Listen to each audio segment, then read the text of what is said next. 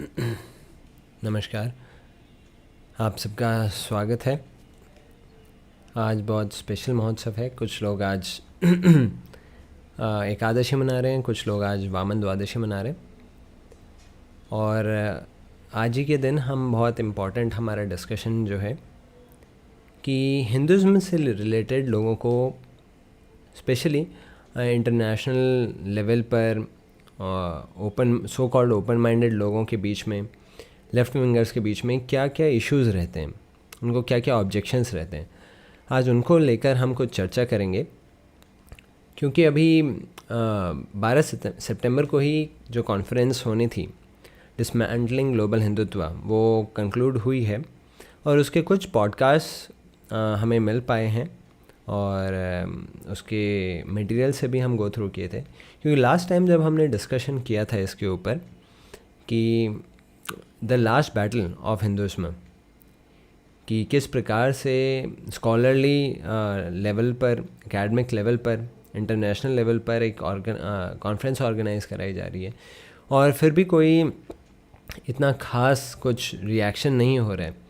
तो ये एक एविडेंस है अपने आप में कि कितना हमारा वीक स्टेज में, वीक फेज़ में चल रहा है सनातन धर्म का प्रैक्टिस, उसका लॉयल्टी एक तरीके से हम देखें, और लोगों का कन्विक्शन उसको प्रोटेक्ट करने में।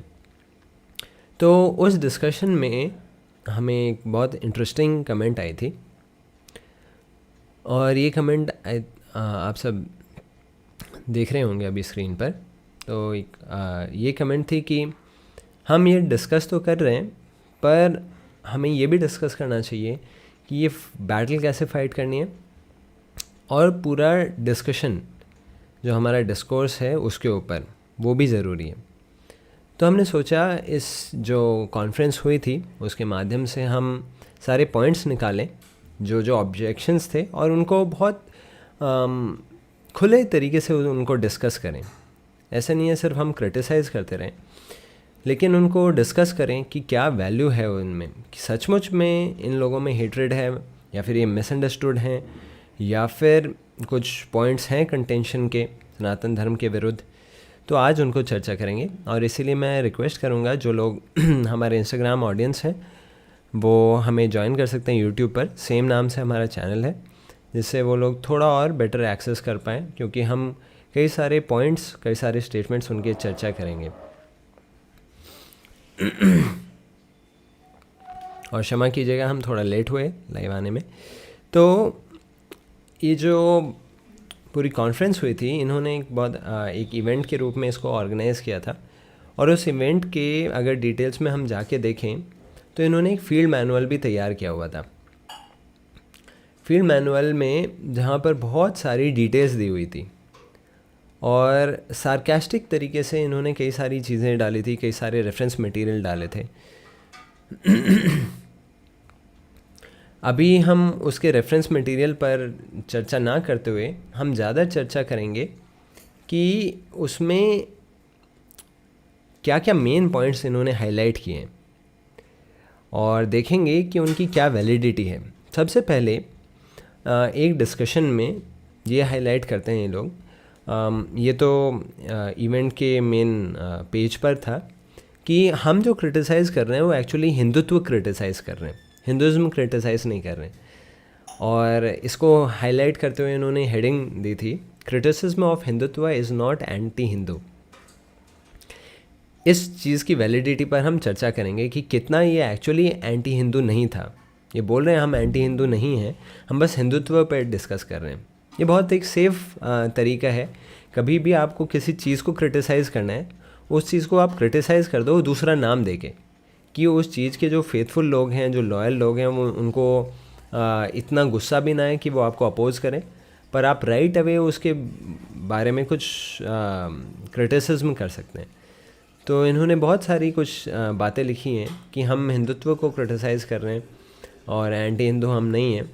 पर इनफैक्ट हम देखते हैं कि इन्होंने हिंदुज़्म को लेकर बहुत सारे ऑब्जेक्शंस डाले हैं।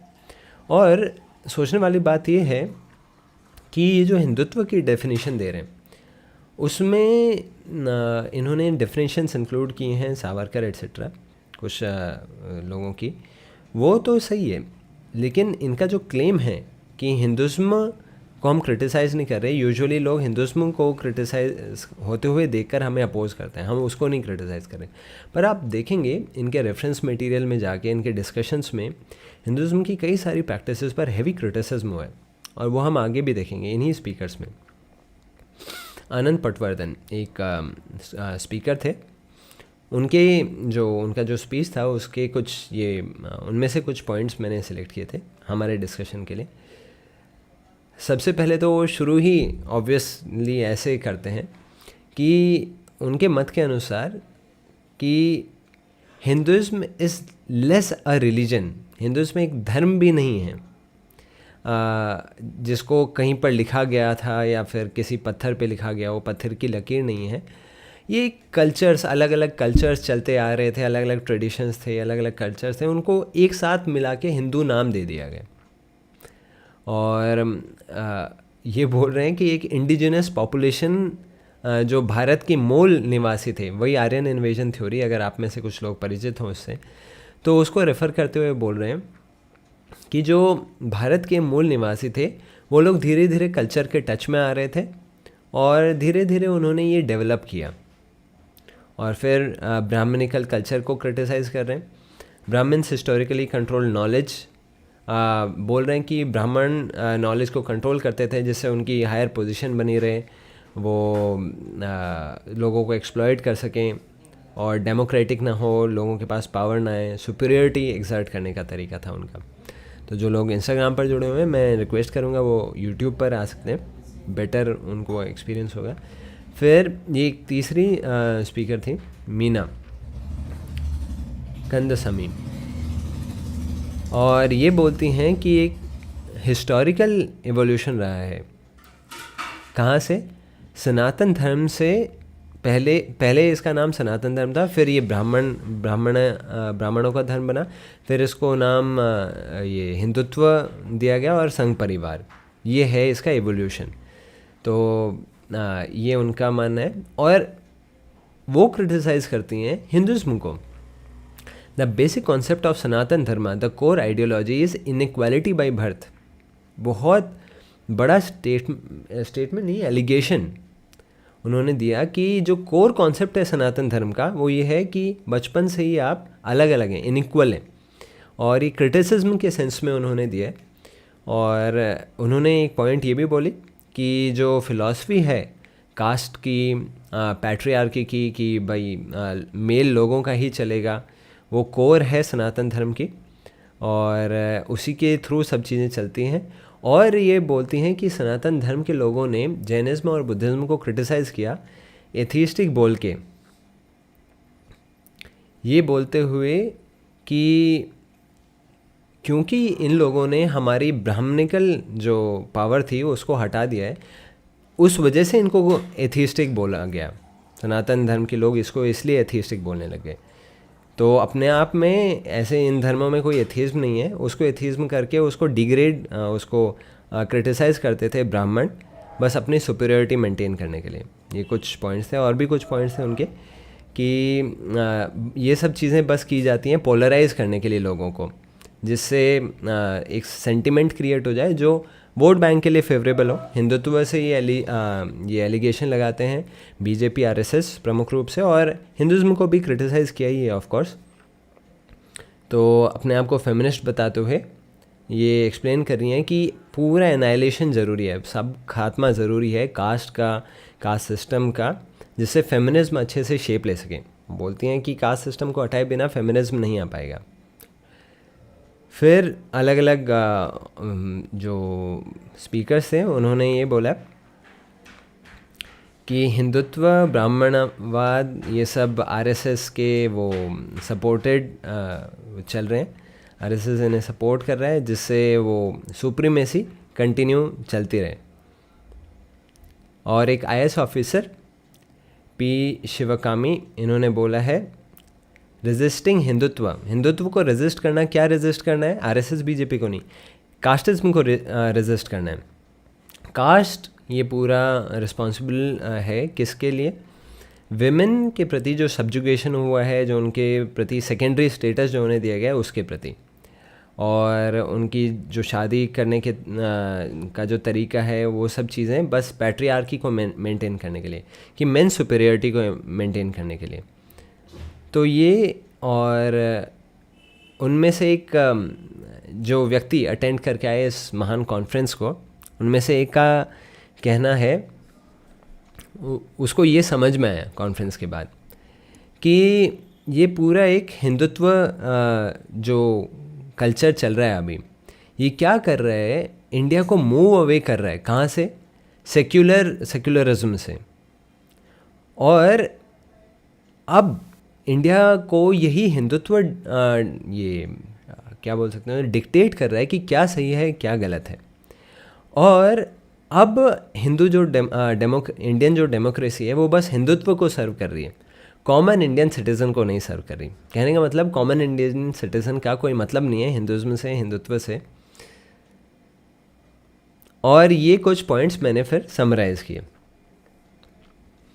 तो एक तो मेन एलिगेशन इन्हीं का ही नहीं, बहुत लंबे समय से लेफ़्ट जो हम आइडियोलॉजी से रिलेट करने वाले स्कॉलर्स लोगों का रहा है, वो है कास्टिज्म से। फिर वो बोलते हैं हमें हिंदुत्व से प्रॉब्लम है, पर आ ही जाते हैं ऑफ कोर्स वो हिंदुज़्म पर, आपने देखा भी कमेंट से। थर्ड, उनका बहुत ये आपत्ति रहती है कि एक्सट्रीमिज्म प्रमोट हो रहा है, कि ये बहुत एक्सट्रीमिस्ट हो रहा है सारी चीज़ें, कि आप बहुत हिंदू वर्सेस मुस्लिम हेट पैदा कर रहे हैं, आप लोगों को एक्सट्रीमिस्ट बना रहे हैं, लोगों के मन में घृणा पैदा कर रहे हैं। एक्सट्रीमिज्म ये क्लेम रहता है। फिर बोलते हैं कि आप हेट्रेड से मोटिवेटेड हैं, ये जो पूरा हिंदुत्व है ये हेट्रेड से मोटिवेटेड है, ये मोटिवेटेड है पॉलिटिक्स से, ये कुछ क्लेम्स रहते हैं। फिर फेमिनिज्म को लेकर रहता है कि सारा सनातन धर्म मतलब क्या, कि दबाओ, स्त्रियों को दबाओ, उनको नीचा रखो, मेल्स की ही चलेगी फेमिनिज्म। और इनका एक क्लेम ये भी रहता है कि हिंदुत्व को पहले तो क्रिटिसाइज़ करते हैं, पर क्रिटिसाइज़ करने में सबसे पहली क्रिटिसिज्म ऑफन यही रहती है कि हिंदू धर्म ही नहीं है कोई, ये तो कल्चर्स को, अलग अलग कल्चर्स को एक साथ इकट्ठा करके उनको हिंदू नाम दे दिया गया, कि उनमें कोई ऐसी सॉलिडारिटी या फिर कोई आइडेंटिटी नहीं है उनकी। और जो नाम भी दिया गया है वो ऐसे ग्रुप को दिया गया है, और वो भी डेवलप हुआ है अलग अलग लोगों से टच में आके। और पुराने ज़माने में हिंदुत्व से पहले, हिंदुत्व के इन्फ्लुएंस से पहले, हिंदूज़ ऐसे एक्सट्रीमिस्ट नहीं थे। वो लोग मुस्लिम के कल्चर्स वगैरह को बहुत अप्रिशिएट करते थे उस तरीके से।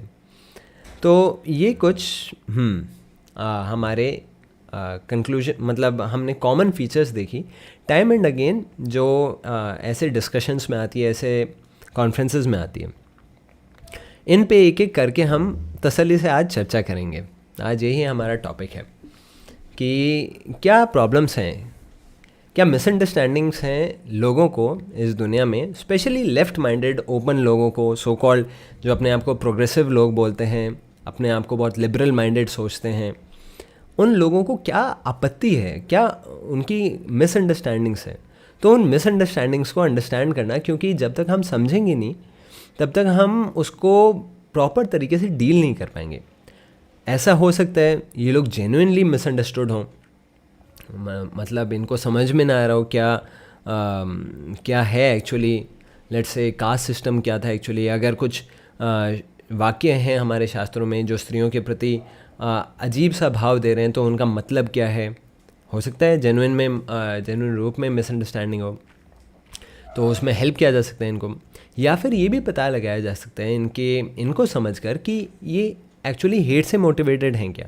अगर हेटरेट से मोटिवेटेड हैं तो कुछ किया नहीं जा सकता, तो एटलीस्ट इनको काउंटर हम कर सकते हैं, हम दूसरे लोगों को इनके इन्फ्लुएंस से बचा सकते हैं। पर एक चीज़ तो निश्चित रूप से है कि इस बार जब ये डिसमेंटलिंग ग्लोबल हिंदुत्व ऑर्गेनाइज़ की गई, तो राइट अवे बहुत ही ज़्यादा हैवी टाइटल, बहुत ही ज़्यादा हैवी एलिगेशंस के साथ, और ऑलमोस्ट सारे स्पीकर्स जितने भी लोग थे वो कम्युनिस्टिक आइडियोलॉजी के थे ऑफ कोर्स, पर इन्होंने ऑर्गेनाइज़ की, और इतने सारे लोगों के बोलने के बाद, इतने सारे प्लेटफॉर्म्स पर लोगों ने बोला कि इसको कैंसिल कीजिए, पर इन्होंने ऑर्गेनाइज़ की उसको।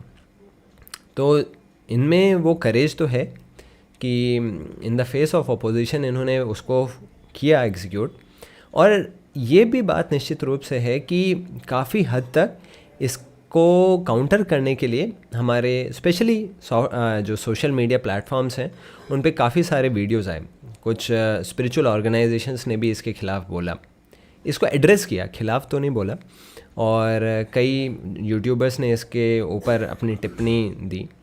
तो अच्छी बात यह है कि अलर्ट जितना अवेयरनेस है वो कुछ हद तक तो जागरूकता हो रही है, एटलीस्ट हम फील कर सकते हैं। पर फिर भी उस डिग्री की तो नहीं है जितनी हमें होनी चाहिए, क्योंकि राइट अवे ऐसे हैवी नेगेटिव टाइटल के ऊपर एक कॉन्फ्रेंस हो रही है इंटरनेशनल लेवल पर, कोई भी प्रोटेस्ट नहीं है, कोई भी लोग इकट्ठे नहीं हो रहे हैं और कुछ अपने डिसैटिस्फैक्शन डिस्प्ले नहीं कर रहे हैं।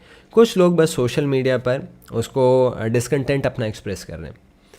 एनीवेज, जितना भी हो एक अच्छी शुरुआत डेफिनेटली बढ़ाई जा सकती है, इसको और ग्रो किया जा सकता है कि हम ऐसे काउंटर प्रोडक्टिव एजेंडाज़ को अच्छे से काउंटर कर सकें, उनको एक्सप्लेन कर सकें टाइमली, से लोग उसके इन्फ्लुएंस में ना आएँ। पर अब हम आगे चर्चा करते हैं एक एक करके क्या क्या पॉइंट्स ये लोग यूजुअली उठाते हैं।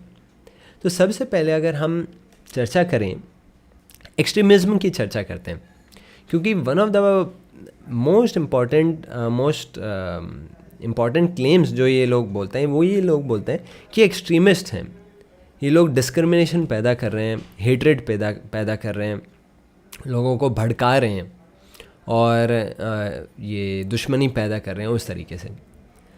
अगर ये इनका सचमुच में पॉइंट है और सचमुच में कुछ लोगों को लगता है हाँ ये बात है एक्सट्रीमिज्म, लेकिन मैं आप सबसे पूछना चाहूँगा कि एक्सट्रीमिज्म के बारे में अगर हम चर्चा करें, ऐसे टाइम पर जब तालिबान ने अफ़गानिस्तान पे वो जो कब्ज़ा किया और वहाँ पर जो जो चीज़ें हुई, उस टाइम पर ये ऑर्गेनाइज़ करना कि डिसमेंटलिंग ग्लोबल हिंदुत्व, और अलग अलग लिबरल माइंडेड लोगों से कमेंट्स आ रही हैं, we can't tolerate Hindutva and be dissatisfied with Taliban के ख़िलाफ़ आप बोल रहे हैं और हिंदुत्व के ख़िलाफ़ कुछ भी नहीं बोल रहे आप। ये क्या तरीका है?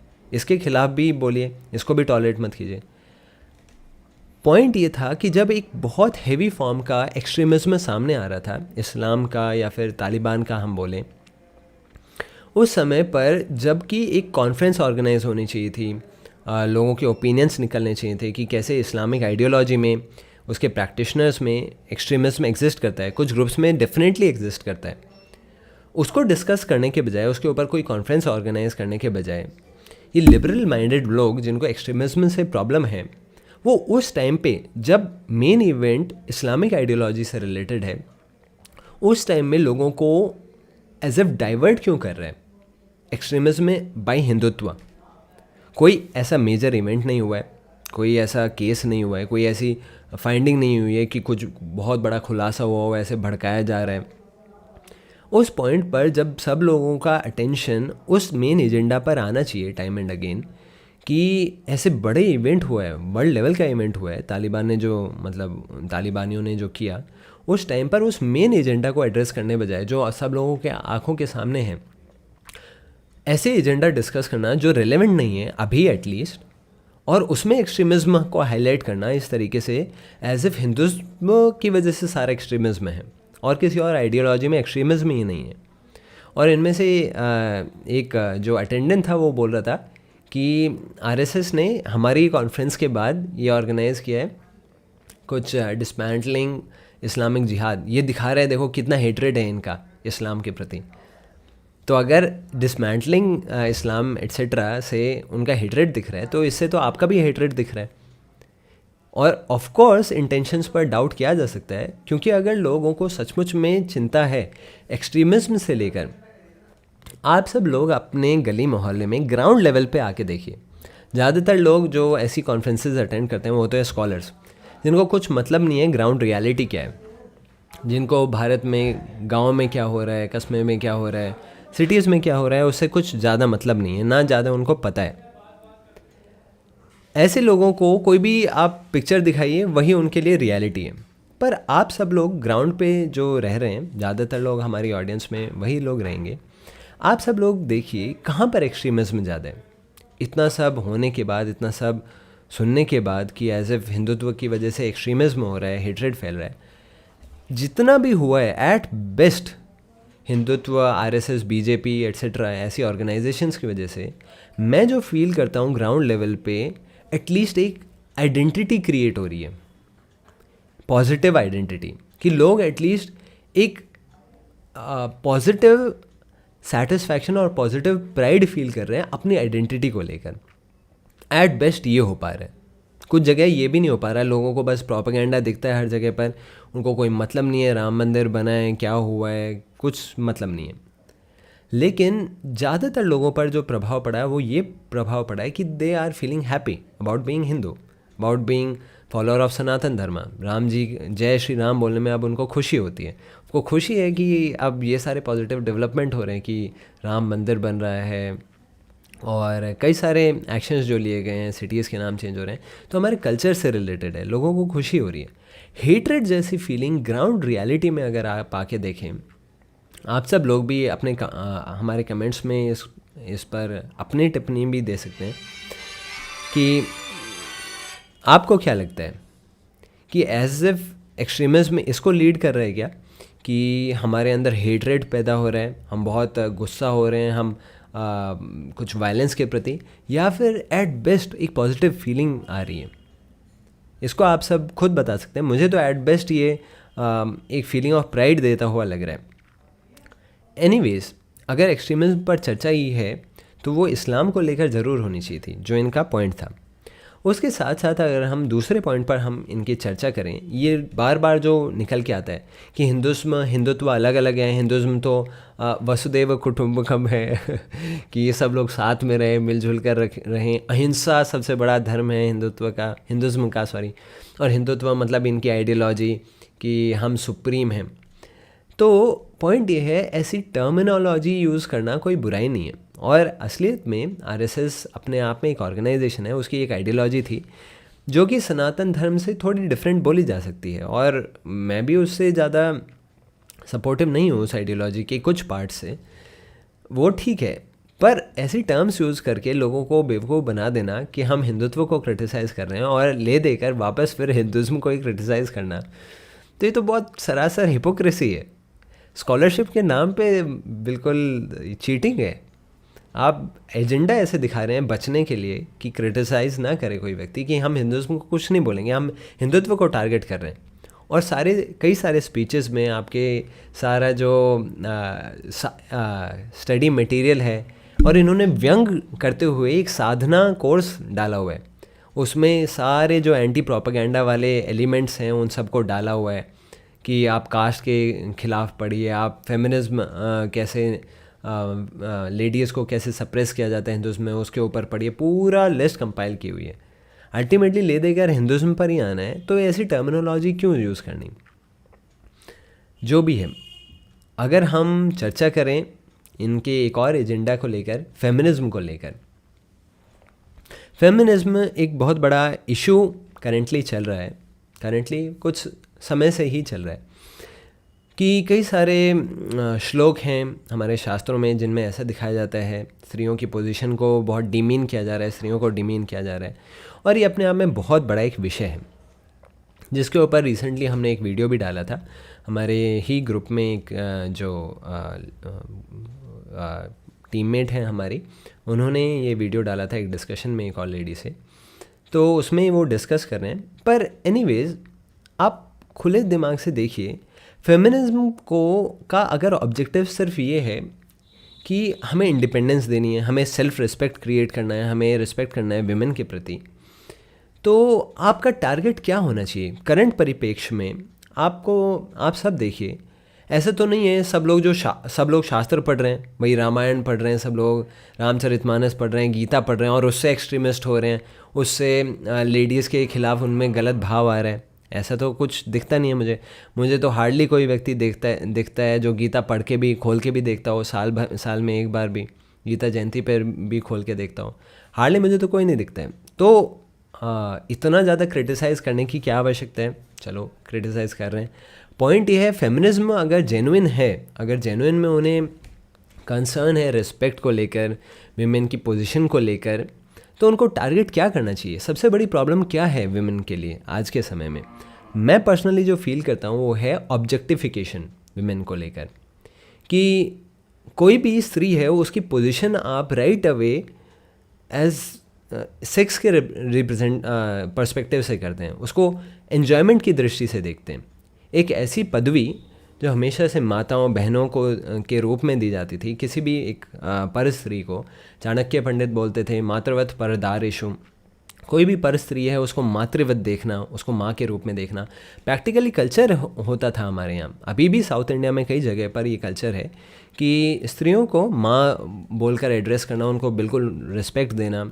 और हम देखते हैं भगवत गीता में कृष्ण कितनी बार अर्जुन को रेफ़र कर रहे हैं कि कुंती पुत्र, पार्थ, ये सारे शब्द उनकी मदर से ही रिलेटेड हैं, उनकी लीनियज को दिखा रहे हैं कि कैसे वो कुंती पुत्र हैं, महान मतलब कुंती देवी के पुत्र हैं।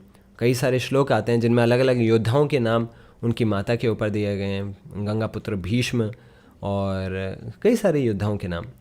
तो पॉइंट ये है, अगर हमें फीमेल्स के प्रति रिस्पेक्ट बढ़ाना है, उसको धर्म को यूज़ करके भी बढ़ाया जा सकता था। ये ज़रूरी नहीं है कि उसमें बस नेगेटिव क्वालिटीज़ निकालें, क्योंकि ओवरऑल मैं पूरी भगवत गीता कई बार पढ़ी हुई है। गीता में कहीं से भी एक अनबैलेंस्ड व्यू नहीं है। मात्र एक श्लोक है गीता में जहाँ पर स्त्रियों के बारे में कुछ चर्चा की जा रही है, और वो श्लोक ऐसे है, किम पुनर्ब्राह्मणा पुण्य भक्ता राजर्षयस्तथा अनित्यम असुखम लोकम इमं प्राप्य बचस्व मम।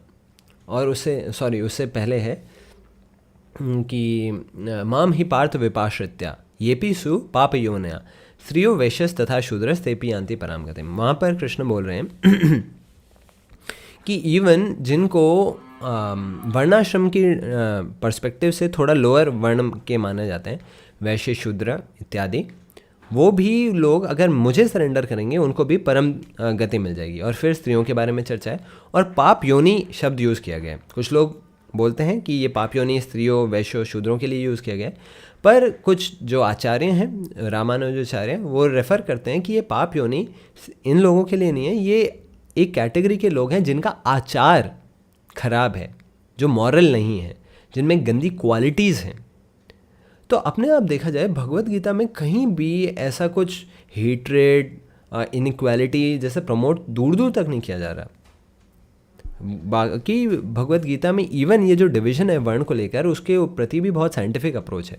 पर फेमिनिज्म के नाम पर ये हेट्रेड, ये पोलराइजेशन करना कि जो भी हिंदुज़्म है, जो भी सनातन धर्म है, वो एंटी फेमिनिस्टिक है, वो पेट्रियार्कल है, वो मेल सुप्रीमेसी एम्फेसाइज करता है, शॉविनिस्टिक है। इतनी चीज़ें एम्फेसाइज करना, तो नेट रिज़ल्ट क्या रहेगा उसका कि जो भारत में जनता है उसमें जितनी भी स्त्रियां हैं उनको एक इम्प्रेशन पड़ ही जाएगा कि ये हिंदुज़्म हमारा कल्चर नहीं है, ये हमारे लिए नहीं है, हमारी फ्रीडम कर्टेल करता है। और इससे भद्दा पोलराइजेशन तो कोई पॉलिटिकल पार्टी भी नहीं करती होगी कि राइट अवे आप इतने बड़े सेक्शन ऑफ पॉपुलेशन को में हेट्रेड पैदा कर रहे हैं, जबकि उसी टेक्स्ट को यूज़ करके आप पॉजिटिव टीचिंग्स भी दे सकते थे। और करंटली हम देखें सनातन धर्म अपनी सोसाइटी के पर्सपेक्टिव से इतना बड़ा तो कोई इशू नहीं है कि भाई सब लोग गीता पढ़ रहे हैं और गीता से हेट्रेड सीख रहे हैं विमेन के प्रति। सबसे बड़ा इशू है कि विमेन को इतना ऑब्जेक्टिफाई किया जा रहा है, हर गाने में, हर मूवी में उनको एक सेक्स बॉम्ब की तरह दिखाया जा रहा है, उसी चीज़ को प्रमोट किया जा रहा है। कोई रिस्पेक्ट प्रमोट नहीं की जा रही, कोई एजुकेशन प्रमोट नहीं किया जा रहा उनको रिस्पेक्ट करने के लिए, उनको आदर देने के लिए। सेंस कंट्रोल की ट्रेनिंग नहीं मिल रही है, जो मेल्स हैं उनको सेंस कंट्रोल की ट्रेनिंग नहीं मिल रही है, उनको रिस्पेक्ट की ट्रेनिंग नहीं मिल रही है। पर फेमिनिज्म के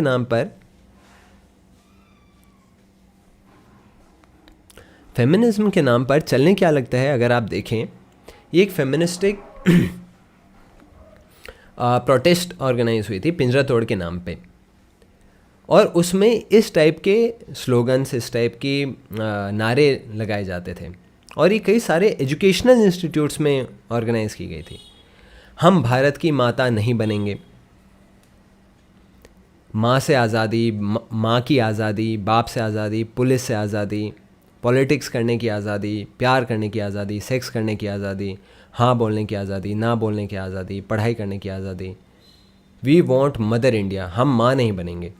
नेशनलिज्म केजेस विमेन, ये जो राष्ट्रवाद है ये विमेन को केज करता है। अब इस टाइप का अगर आप फेमिनिज्म लीड करेंगे तो क्या आप सबको लगता है ये एजेंडा होना चाहिए फेमिनिज्म का, कि रैदर दैन आप वर्क करें उनके प्रति रिस्पेक्ट बढ़ाने के लिए, उनके लिए ग्राउंड रियलिटी में वर्क करने के लिए, एजुकेट करने के लिए, क्योंकि ज़्यादातर लोग धार्मिक हैं, एटलीस्ट रिलेट करते हैं वो हमारे कल्चर से, उस कल्चर को यूज़ करके विमेन के प्रति रिस्पेक्ट बढ़ाया जा सकता है। पर उस चीज़ को छोड़ के कल्चर के प्रति हेट्रेड पैदा करके और उनको और ऐसे उकसा के कि एक कल्चर जिसमें ऑलरेडी विमेन को पोर्ट्रे किया जा रहा है एज इफ़ किसी भी स्त्री से कोई और रिलेशनशिप हो ही नहीं सकती उसके साथ सेक्सुअल रिलेशनशिप के अलावा, उस इमेज पर अटैक ना करते हुए आप अटैक किस चीज़ को कर रहे हैं? धर्म को अटैक कर रहे हैं। कोई भी व्यक्ति जिसकी आंखें खुली हुई हैं, जिसमें थोड़ी भी बुद्धि है, वो समझ पाएगा ये प्रोपेगेंडा धर्म के अगेंस्ट है। फेमिनिज्म कुछ काम थोड़ी कर रहा है वेमेन के लिए, ऐसा फेमिनिज्म जिसमें बोल रहे हैं कि हमें आज़ादी चाहिए, सेक्स करने की आज़ादी चाहिए। क्या कल्चर प्रमोट हो रहा है? ये कल्चर है जो हम देना चाहेंगे। माँ की पोजीशन के प्रति हेट्रेड पैदा करना, माँ बनने से आज़ादी, ठीक है, किसी की चॉइस है, वो ठीक है, पर उसके प्रति हेट्रेड पैदा करना एज इफ कोई माँ है तो बहुत अनुकूल है। और ये रिजल्ट्स हुए हैं, ये प्रैक्टिकल कॉन्सिक्वेंसेस हैं, इसके ऊपर बुक्स लिखी जा चुकी हैं, वेस्ट में भी और भारत में भी इसके ऊपर बहुत हेवी कंसर्न्स आ रहे हैं। और आप देखेंगे जहाँ पर भी जो भी स्त्री इससे इन्फ्लुएंस रहती है, उनके प्रति नेचुरल एक हेट्रेड या फिर एटलीस्ट एक एवर्जन आ जाता है माँ के पोजीशन को लेकर, एक रिस्पेक्ट के पोजीशन को लेकर, जो कल्चर प्रमोट हो रहा है। तो ये बहुत बड़ा क्वेश्चन उठता है कि क्या है इनका ऑब्जेक्टिव फेमिनिज्म के थ्रू, लिबरलिज्म के थ्रू। क्योंकि लिबरल होने के लिए, पीस प्रमोट करने के लिए आपको सबसे पहले पीस अपने हृदय में होना चाहिए। आप प्रमोट पीस करना चाहते हैं पर सबसे ज़्यादा हेट्रेड, सबसे ज़्यादा एक्सट्रीमिज्म खुद आपके अंदर दिख रहा है, तो आप कैसे पीस प्रमोट कर पाएंगे? लेकिन ये टिपिकल फीचर है कम्युनिस्टिक आइडियोलॉजी की, कि उनके अकॉर्डिंग पीस तब क्रिएट होगा जब ये ऊंच नीच हट जाएगी, और ऊंच नीच हटाने के लिए हमें रिबेलियन क्रिएट करना है। रिबेलियन क्रिएट करने के लिए वायलेंस को इंस्टिगेट करना पड़ेगा, लोगों में डिसेंट पैदा करनी पड़ेगी, डिसैटिस्फैक्शन पैदा करना पड़ेगा। और ये वही कम्युनिज्म है जिसकी वजह से 10 करोड़ लोग लगभग स्लॉटर हुए थे चाइना, रशिया में, इसको इम्प्लीमेंट करने में। और जब ये बात करेंगे एट्रोसिटीज़ की, तब कभी भी हिंदू एट्रोसिटीज़ पर बात नहीं करेंगे। Hindu atrocities, Hindu genocide properly document तक भी नहीं हुआ है हिस्ट्री में। 10 करोड़ के करीब हिंदुओं को स्लॉटर किया जा चुका था, कुछ गिने चुने लोगों के अंडर ही, मुगल्स और उनसे पहले जो इन्वेडर्स आए थे। ये इवन डॉक्यूमेंटेड तक भी नहीं है हिस्ट्री में। उस चीज़ का रिप्रेजेंटेशन, अगर आप लिबरल हैं, प्रॉपर्ली रिप्रेजेंट कीजिए, आप माइनॉरिटीज़ को रिप्रेजेंट कीजिए। एजेंडा बना देंगे कश्मीर में वायलेंस हो रहा है, पर कश्मीरी हिंदू जेनोसाइड का क्या, उसको कभी भी रिप्रेजेंट नहीं करेंगे। तो ये राइट अवे ऐसे सो कॉल्ड स्कॉलर्स का इंटेंशन क्लियर हो जाता है। इनका सिर्फ मिसअंडरस्टैंडिंग नहीं है, ये क्लियर कट हेट्रेड से इंस्पायर्ड प्रतीत होता है। और इस वजह से आप देखेंगे द प्रिंट, जो कि कई लोगों की दृष्टि में और थोड़ा लेफ़्ट साइडेड उनका जो लीनिंग है वो रहता है, उन्होंने उस पर भी एक आर्टिकल आया था कई स्कॉलर्स का, जो बोल रहे थे कि हम भी एग्री नहीं करते हैं। ये जो डिसमेंटलिंग ग्लोबल हिंदुत्व के लोग बोल रहे हैं, वो खुद बोलते हैं, हम खुद स्कॉलर्स हैं, हम एग्री नहीं करते कि आप बोल रहे हैं कि हिंदूज़ के प्रति कभी कुछ बुरा हुआ ही नहीं है, मास लेवल पे कुछ हेट्रेड की वजह से कुछ हुआ ही नहीं है। उन्होंने कई मल्टीपल जेनोसाइड्स काउंट करवाए हैं। इवन ऐसे प्लेटफॉर्म पे ऐसे स्कॉलर्स भी डिसेंट पैदा कर रहे हैं, और राइट अवे इसका हैवी क्रिटिसिज्म किया ही जाना चाहिए। पर पॉइंट ये है कि जनरल लोग, जो स्पेशली एकेडमिक लोग रहते हैं, जो प्रोग्रेसिव सो कॉल्ड लिबरल लोग रहते हैं, ओपन माइंडेड लोग, वो एजुकेशनल इंस्टीट्यूट्स में ऐसा हैवी डोमिनेटेड माहौल देखते हैं लेफ़्ट का, और बहुत डोमिनेंस है लेफ़्ट का एजुकेशनल इंस्टीट्यूट्स में। इसके ऊपर कई जो अभी रिसेंट वीडियोस रिलीज़ हुए हैं उनमें ये डिस्कशन है कि कैसे बड़ी बड़ी यूनिवर्सिटीज़ में कई लोगों के लेक्चर्स कैंसिल कर दिए जाते हैं अगर उनमें से हल्का सा भी इस्लाम के अगेंस्ट कुछ बोला जा रहा हो, कुछ भी लीनिंग्स दिखती हैं उनकी किसी राइट एंगल से, उनको कैंसिल कर दिया जाता है अच्छी अच्छी यूनिवर्सिटीज़ में। तो इनका बहुत दबदबा है एकेडमिक सर्कल्स में, और इसी वजह से आप देखेंगे जो ज़्यादातर एजुकेटेड हिंदू क्राउड है वो लोग बहुत दूर फील करते हैं अपने आप को अपने कल्चर से। आप सब देख सकते हैं जो जितना पढ़ा हुआ मिलेगा, जो जितना अच्छी डिग्री या ज़्यादा समय बिताएगा एजुकेशनल इंस्टीट्यूट्स में, स्पेशली इंग्लिश लैंग्वेज बेस्ड जो भी एजुकेशनल इंस्टीट्यूट्स हैं, उनको नेचुरली एक डिस्टेंस फील होने लगेगा और एक क्लोजनेस फील होने लगेगी ग्लोबल वेस्टर्न कल्चर से, जिसमें अगर कोई प्रॉब्लम नहीं होती तो कोई दिक्कत नहीं थी, पर अपने आप उस कल्चर में कई सारी प्रॉब्लम्स हैं, जिस वजह से हमें बहुत सतर्क रहना चाहिए इन चीज़ों को प्रमोट करने के लिए। और एक और जो क्रिटिसिज्म इन्होंने बोला था कास्ट को लेकर, उस चीज़ को लेकर ये बहुत सारी संवेदन चीज़ों में से ये सबसे ज़्यादा संवेदनशील है कि क्या है इसका एक्सप्लेनेशन ऊंच नीच का, क्योंकि हमें ये तो डेफिनेटली पता है वर्ण व्यवस्था थी, हमारे शास्त्रों में थी, और ये भगवद गीता में भी है, चातुर्वर्ण्यम मया सृष्टम गुणकर्म विभागशाम। इसके ऊपर क्या एक्सप्लेनेशन एग्जिस्ट करता है, तो ये छोटे रूप में हम देखें कि ये गुण और कर्म के विभाजन से है, पर ये इतने आसानी से इसको डिसमिस कर देना पॉसिबल नहीं है। इसके ऊपर बहुत लेंदी डिस्कशन ज़रूरी है, और इसी वजह से हमने एक बहुत लंबी सीरीज़ इसके ऊपर ऑलरेडी शूट की हुई है जो एडिटिंग फेज़ में चल रही है। पर ले देकर ये सारे जो इश्यूज़ रहते हैं इन इश्यूज़ को हमें अच्छे से समझना पड़ेगा, और हम प्लान कर रहे हैं कास्ट को लेकर एक सीरीज़ लॉन्च करने के लिए, और हिंदू आर्यन इन्वेजन थ्योरी पर एक सीरीज़ लॉन्च करने के लिए, एक्सप्लेन करने के लिए कि कैसे हम ही इंडिजिनियस लोग हैं। ऑफ कोर्स ऐसा नहीं है हमने ये कल्चर, हमारे वेद पुराण हमने किसी और से सीखे। तो इन सब चीज़ों को लेकर हमारी अलग अलग वीडियो सीरीज़ ऑलरेडी शूट हो चुकी हैं और लॉन्च होने के फेज़ में हैं। उसके साथ साथ लास्ट में एक बहुत महत्वपूर्ण पॉइंट जो लास्ट में मैं एम्फसाइज़ करते हुए बताऊंगा वो ये है कि ऑल्दो ये कई सारे लोग इस पे डिबेट करते हैं कि हिंदुज़्म इनइक्वालिटी करता है, इनइक्वालिटी है हिंदुज़्म में, हम सब इक्वल होने चाहिए। इसको बोलते हैं इग्लेटेरियनिज्म, इग्लेटेरियन सोसाइटी। क्रिश्चियनिटी में ये बहुत ज़्यादा प्रोटेस्टेंट मूवमेंट के बाद से बहुत पॉपुलर हुआ था कि सबको इक्वल राइट्स दीजिए। ऐसे इक्वल राइट्स, ऐसी फ्रीडम, कोई अथॉरिटी भी ना रहे, और उस अथॉरिटी लेसनेस का ये रिज़ल्ट होता है कि अभी रिसेंटली मुझे एक न्यूज़ सुनने में आई थी, आई थिंक यूएस की थी। एक 11 साल का या 13 साल का एक लड़का था, वो बोल रहा था कि मैं लड़का नहीं हूँ, मैं लड़की हूँ, और उसके पेरेंट्स ने बस उसको बोला था नहीं लड़की नहीं हो, आप लड़के हो। उसके ऊपर उन पेरेंट्स के ऊपर केस कर दिया गया। क्यों? क्योंकि पेरेंट्स इम्पोज कर रहे हैं, अथॉरिटी दिखा रहे हैं उस लड़के के ऊपर, उसको फील हो रहा है मैं लड़की हूँ, तो क्यों बोल रहे हैं उसको कि वो लड़का है, उसके ऊपर ऐसे केस करते हैं। फिर पेरेंट्स ने वापस कुछ काउंटर केस किया है कि भाई पेरेंट्स किस नाम के रह गए हम, अगर हम उसको ये नहीं बोल सकते भाई तू लड़का नहीं है, तू लड़की नहीं है, तू लड़का है। इस हद तक का जो इक्वलिटी होती है कि टीचर बोलते हैं वेस्ट में कि हमें सर मत बोलो, हमें मैम मत बोलो, ये ऊपर ऊंच नीच सिखा रहा है, हमें नाम से बुलाओ। कोई बॉस भी बोलते हैं हमें नाम से बुलाओ।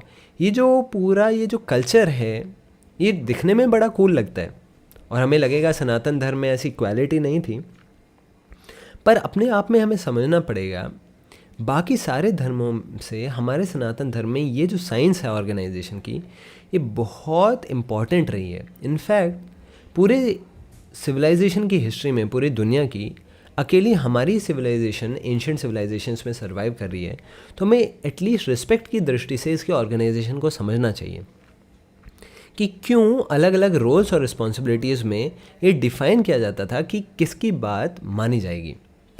माता पिता के बीच में और बच्चों के बीच में क्यों माता पिता की बात ज़्यादा मानी जाएगी, ऐसा क्यों रखा जाता था? क्योंकि एक रोल डेफिनेशन में ये चीज़ निहित होनी चाहिए कि अगर कभी क्लैश होता है तो किसकी बात माननी चाहिए, क्या धर्म है, तभी रिलेशनशिप सर्वाइव कर सकती है। और ऐसा नहीं है वो सारी फ्रीडम भी मिल जाए हमें और रिलेशनशिप भी सर्वाइव हो जाए। ये जो फ्रीडम है, ये जो मॉडल है कि सब लोगों को इक्वल बना दीजिए, एक्चुअल में ये बहुत बड़ा कारण है कि वेस्ट में ज़्यादातर लोग लोनलीनेस फील करते हैं। और ये मेरा कहना नहीं है, एक स्कॉलर, वेस्टर्न स्कॉलर ने ये बोला था कि इंडिया में बहुत बड़ा रीज़न सोशल सिक्योरिटी का इनका वर्ण सिस्टम है।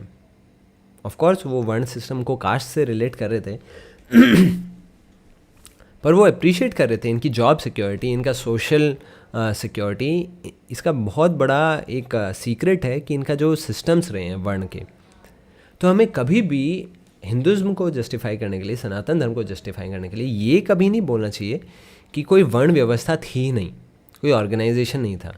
ऑर्गेनाइजेशन था पर वो एक्सप्लॉयटेशन से रहित था, तभी वो इतना लंबे समय चल पाया और उसमें करप्शन हुआ, वो बात है। पर पॉइंट ये है, ऐसी मूवमेंट्स, ऐसे थिंकर्स, ऐसे स्कॉलर्स क्या करते हैं, प्रॉब्लम्स को आइडेंटिफाई करते रहते हैं। प्रॉब्लम्स पे कॉन्फ्रेंसेस कर देंगे, प्रॉब्लम्स पे डिस्कशंस कर देंगे, बुक्स लिख देंगे, सॉल्यूशन क्या देंगे? कुछ नहीं, कि सब लोगों को इक्वल बना दो। कहाँ बने हैं लोग इक्वल? कहीं भी नहीं बने। कहाँ पर बने हैं? कौन सी सोसाइटी में, कौन सी कंट्री में, कौन सी कल्चर में आपने लोगों को इक्वल बना के सुखी कर दिया उनको? आप लोगों को इक्वल बनाकर उनको एक दूसरे से डिस्टेंट बना सकते हैं, उनकी रिलेशनशिप्स ब्रेक कर सकते हैं उनमें। तो एक जो कमेंट आई है वो है, I am encouraging my family to do this course. बहुत अच्छा है, और please spread this course everywhere. हमारा फ्री गीता कोर्स के बारे में आई थिंक ये चर्चा कर रहे हैं। और Aryan invasion theory is easily refutable. Afghanistan and Iran are lighter than Indians. Okay, और कुछ पॉइंट्स हैं। हमारे पेरेंट्स भी हमारे सनातन धर्म के बारे में अच्छे से नहीं जानते, बच्चों को भी जानने नहीं देते। तो कई बार ये इशू रहता है, पर हम सिर्फ क्रिटिसाइज़ नहीं कर सकते, हमें अपना इनिशिएटिव लेना ही पड़ेगा। ऐसा नहीं हम दूसरों को क्रिटिसाइज़ कर सकें। आसिद बोल रहे हैं, उनको समझाने के बाद भी वो नहीं समझते। They are in complete denial and they only start abusing Hinduism. ये बात सही है, इसलिए हमें पहले आइडेंटिफाई करना चाहिए लोग हेट्रेड से इंस्पायर्ड हैं या सचमुच में मिसअंडरस्टूड हैं। अगर मिसअंडरस्टूड हैं तो उस पर वर्क किया जा सकता है।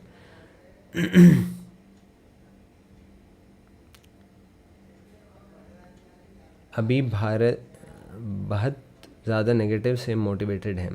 बिल्कुल,